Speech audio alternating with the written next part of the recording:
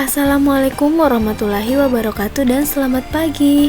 Bagaimana kabarnya hari ini anak-anak? Ingat yel-yelnya ya, saat ibu tanyakan kabar, kalian jawab, aku sehat, aku hebat, yes. Ibu harap kalian selalu dalam keadaan sehat dan tetap semangat dalam melaksanakan pembelajaran di rumah. Nah, sebelum kita memulai pembelajaran kita pada hari ini, terlebih dahulu kita berdoa menurut agama dan keyakinan kita masing-masing. Baiklah, untuk hari ini kita memasuki tema 2, subtema 2, pembelajaran ketiga. Dan adapun tujuan pembelajaran kita pada hari ini, yang pertama adalah siswa dapat menuliskan hasil pengamatan sederhana tentang keragaman benda di lingkungan sekitar dengan benar. Yang kedua, siswa dapat memecahkan masalah sehari-hari yang melibatkan perkalian dengan benar. Dan yang ketiga, siswa dapat melakukan gerak bagian kaki dengan hitungan dengan benar. Langsung saja kita memasuki materi kita pada hari ini. Coba amati dan bacalah teks percakapan berikut. Namun sebelum anak-anakku membaca percakapannya, terlebih dahulu dengarkan ibu membaca percakapannya ya. Teman-teman, besok minggu ke rumahku lagi ya. Jambu di rumahku masih banyak. Kita akan membuat jus jambu bersama-sama. Baik Udin, aku pasti datang. Nanti kita ambil jambu yang banyak ya. Iya, kita main pesawat mainan juga ya. Wah, pasti menyenangkan. Nah, anak-anak, setelah kalian mendengarkan, silahkan kalian membaca teks percakapan dengan bantuan orang tua kalian di rumah. Sekarang, setelah kalian membaca dan mengamati percakapan tersebut, apa yang dibicarakan Benny dan teman-temannya? Apa pengalaman berkesanmu ketika kamu bermain di rumah teman? Nah, jadi Benny dan teman-temannya membicarakan tentang rencana hari Minggu untuk membuat jus jambu dan bermain pesawat mainan. Nah, anak-anakku tentu mempunyai pengalaman yang berbeda ya ketika kalian bermain di rumah teman. Setiap orang pasti memiliki pengalamannya masing-masing saat bermain. Sekarang mari kita baca teks bacaan yang berjudul Membuat Jus Jambu Biji. Silakan disimak baik-baik ya anak-anak. Benny dan teman-teman bermain di rumah Udin. Mereka membuat jus jambu biji. Mereka berbagi tugas. Benny, Udin, dan Edo bertugas memetik jambu. Lani, Siti, Dayu, dan Mei menyiapkan alat dan bahan yang diperlukan. Alat dan bahan yang diperlukan yaitu blender, gelas, pisau, sendok, alat penyaring, gula, es batu, air, dan susu. Setelah jambu dipetik dan alat disiapkan, mereka membuat jus jambu bersama-sama. Ibu Udin juga turut membantu mereka. Jambu yang telah dicuci dikupas terlebih dahulu. Jambu lalu dipotong menjadi bagian kecil, kemudian dimasukkan ke dalam blender. Tidak lupa ditambahkan gula, es batu, susu, dan air secukupnya. Setelah di blender, jus tersebut disaring lalu dimasukkan ke gelas. Jus siap untuk diminum. Benny dan teman-teman sangat senang. Sekarang mari kita jawab pertanyaan berikut berdasarkan teks bacaan yang telah kita dengarkan bersama ya. Soal nomor 1, apa yang dilakukan Benny dan teman-teman di rumah Udin? Ya, Benny dan teman-teman bermain di rumah Udin dan membuat jus jambu. Soal kedua, bagaimana cara mereka bekerja? Benny, Udin, dan Edo bertugas memetik jambu. Lani, Siti, Dayu, dan Mei menyiapkan alat dan bahan yang diperlukan.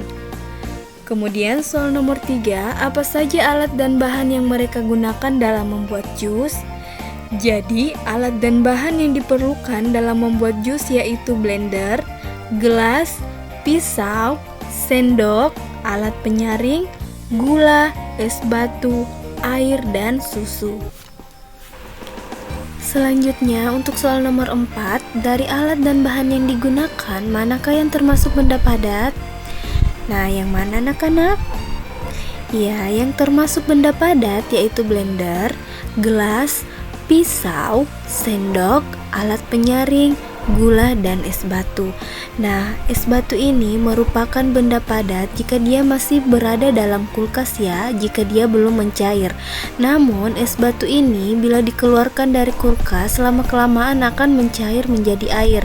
Nah, ketika es batu ini sudah mencair menjadi air, maka es batu ini bukan lagi dikatakan benda padat, tetapi dia sudah berubah menjadi benda cair, yaitu sudah mencair menjadi air.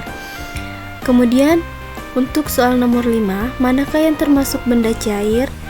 Jadi yang termasuk benda cair yaitu air dan susu. Sampai sini sudah paham ya anak-anak?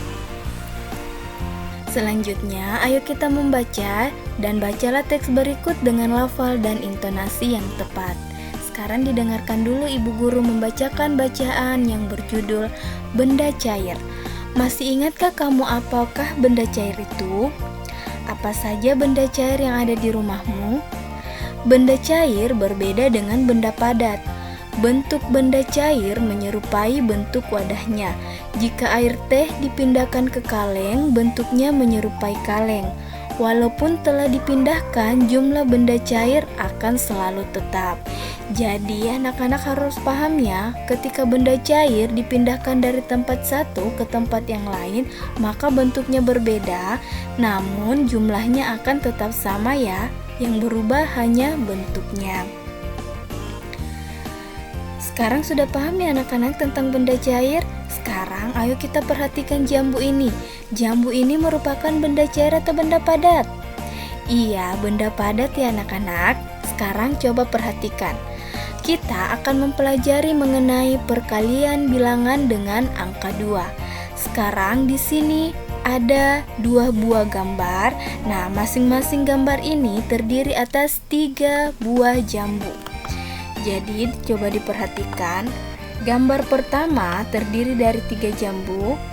Kemudian gambar kedua juga terdiri dari 3 jambu. Sehingga jika kita tuliskan dalam perkalian, kita dapat menuliskan dengan 2 dikali 3. 2 di sini karena terdapat 2 gambar, sedangkan 3 karena setiap gambar terdiri atas 3 jambu. Sudah paham ya anak-anak?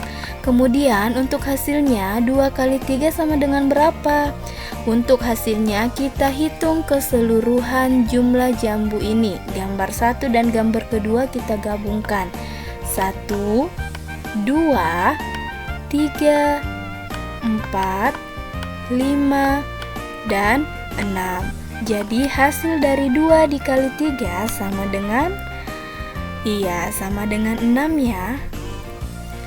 Jadi untuk kesimpulannya, coba kita perhatikan kembali sebelum kita menyimpulkan mengenai perkalian 2 ini.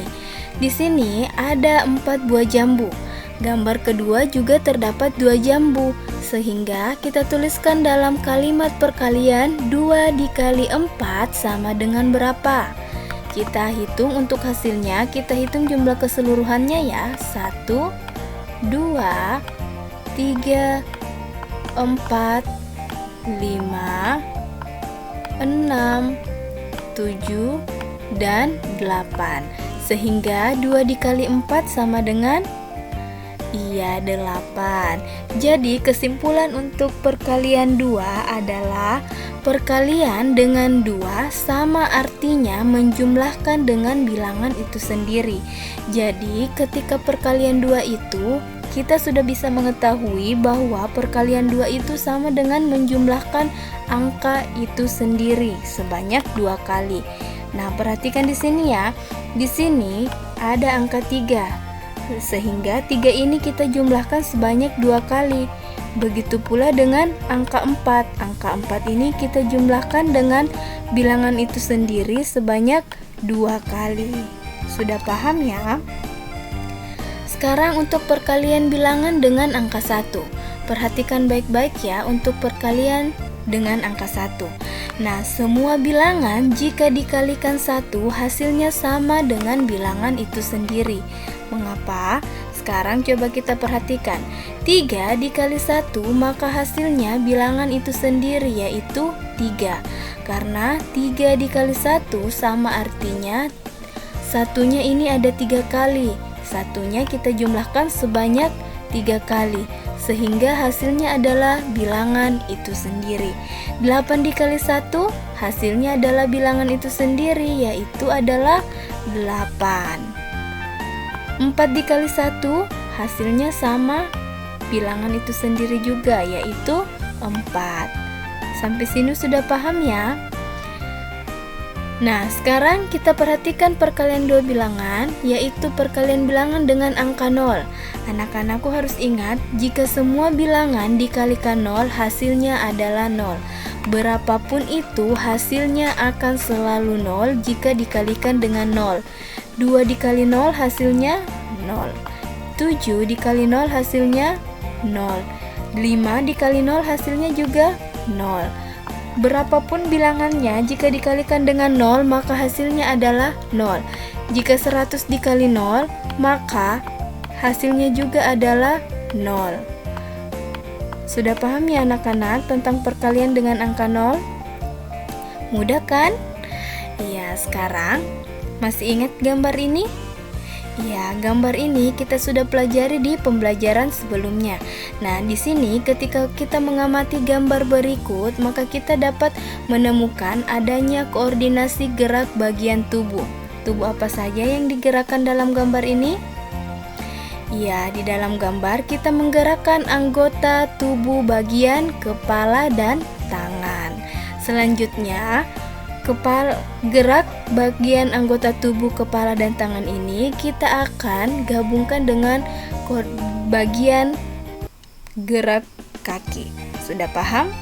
Kita akan membuat gerakan dengan tambahan gerakan kaki. Jadi terdapat koordinasi antara kepala, tangan, dan kaki. Coba kita lihat gerakan kakinya. Nah, gerakan kaki dimulai dari, perhatikan gambarnya ya. Untuk gambar pertama, gerakannya yaitu kaki dibuka selebar bahu, kedua tangan direntangkan ke samping kiri, dan kepala ikut menoleh ke kiri. Jadi ada koordinasi antara kepala, tangan, dan kaki. Kemudian untuk gambar kedua, gerakannya yaitu kaki kiri diangkat ke depan dan ditekuk, kaki kanan diluruskan ke belakang, dan tangan diluruskan ke bawah, kepala menunduk. Untuk gambar ketiga, gerakannya yaitu kaki dibuka selebar bahu, kedua tangan diangkat ke atas, dan kepala menoleh ke atas. Untuk gambar keempat, gerakannya yaitu kaki kanan diangkat ke depan dan ditekuk, kaki kiri lurus ke belakang dan kedua tangan direntangkan ke samping kanan, dan kepala ikut menoleh ke kanan. Jadi anak-anakku, silahkan kalian praktekkan gerakan berikut di rumah kalian ya. Coba minta bantuan orang tua kalian untuk membantu kalian mengetahui bagaimana gerakan koordinasi antara kepala, tangan, dan kaki. Silahkan praktekkan menggunakan hitungan ya anak-anak. Selanjutnya, untuk tugas 1 kalian ada di halaman 74. Kalian silahkan amati benda-benda di sekitarmu, dan manakah yang termasuk benda cair. Kalian tuliskan hasil pengamatan kalian pada kolom berikut. Nah, silakan tuliskan di kolom benda cair di sekitarku. Dan selanjutnya untuk tugas kedua, kalian hitunglah hasil dari perkalian berikut ini ya. Ingat, tadi Ibu sudah kasihkan contohnya, silahkan dijawab perkalian. Di sini ada perkalian 2, perkalian 1, dan perkalian dengan angka 0. Sampai sini sudah paham ya anak-anak?